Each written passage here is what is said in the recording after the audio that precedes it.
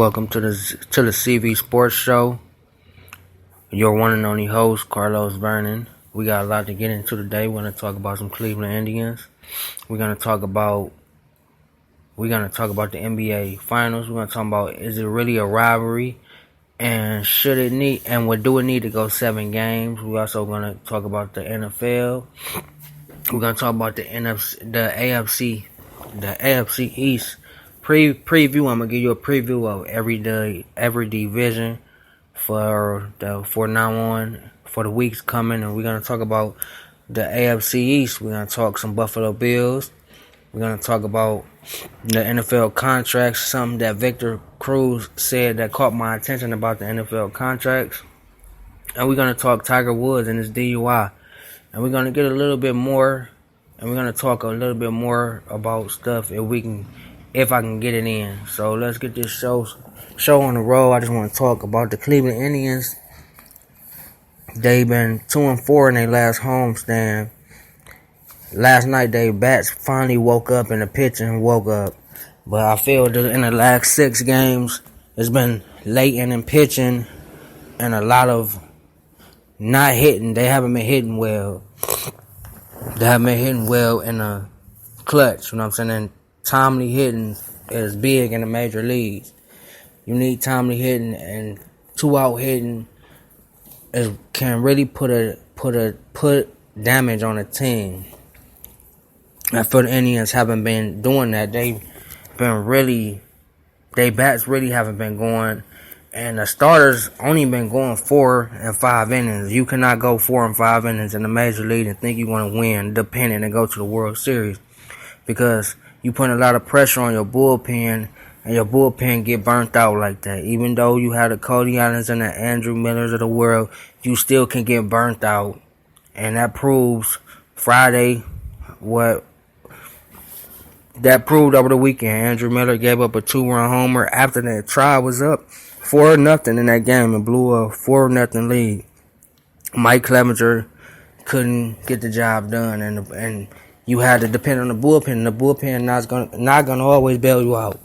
That's just the game. It's too many good baseball players that you can't keep relying on your bullpen. Your starters at least got to give you 6 or 7 innings, at least 4 to 5 starts every time they start. I mean, I know you're gonna have some rough patches, but you have to keep your team in the game, and not only that, the bats have to wake up. They not getting timely, like I said, they not getting timely hitting. They not getting hits in the 2 outs. They not getting hits when they need it. And it's just hurting them. And they bats finally woke up yesterday. And Tomlin had a great game. He went 9 innings, 6 hits, 3 runs. He got a 5.79 ERA. And his last 2 starts, he lost 1-0 against the Twins. He pitched a great game, but he gave up 4 runs in his other start. But other than that, he's been having a great season. He's been really surprising me. And a little bit later in the show, we're going to get into all the Indians pitching numbers so far this season, and you're going to see the difference. But Jason Kipnis has been playing well. He had a double. Bradley Zimmer's been playing well since he's been called up. Jose Ramirez had a double.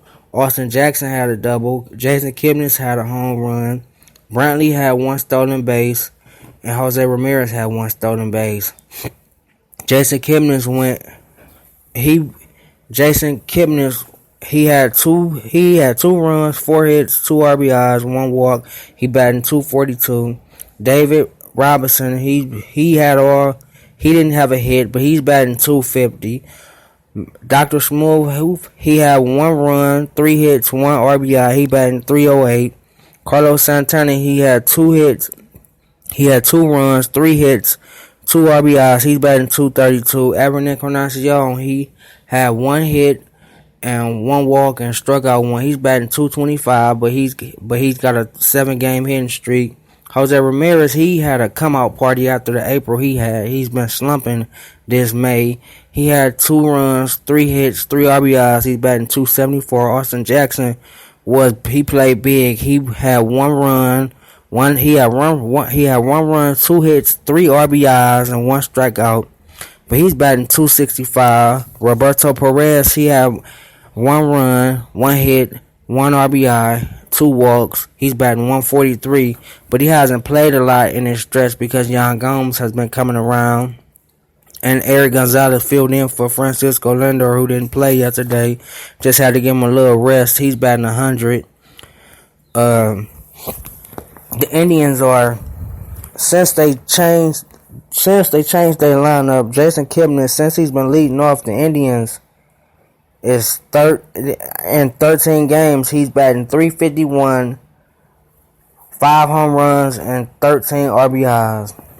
That is good play. And Jason Kipnis, as I told y'all on my shows before, I did not like him in the 6th spot. I like him up in the top of the order. I feel he's more comfortable and he can get more pitches and he get more fastballs, especially leading off. And he's a great hitter. He's a great fastball hitter. He's a great low ball hitter. He love the ball low and inside. He can turn on them pitches, and he's been coming up with some big clutch, timely hitting since leading off. So I think that was a smart move by Terry Francona to put Carlos Santana in the 4th hole, because Edwin Encarnacion has been struggling a little bit, but I feel he will get his numbers back together. I'm not too much worried about that.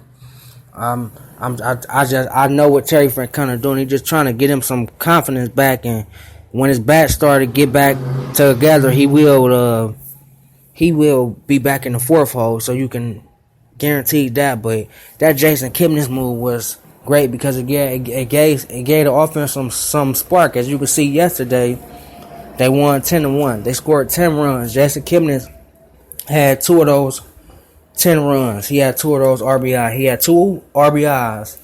So he's been batting real good, and that's always a plus for us.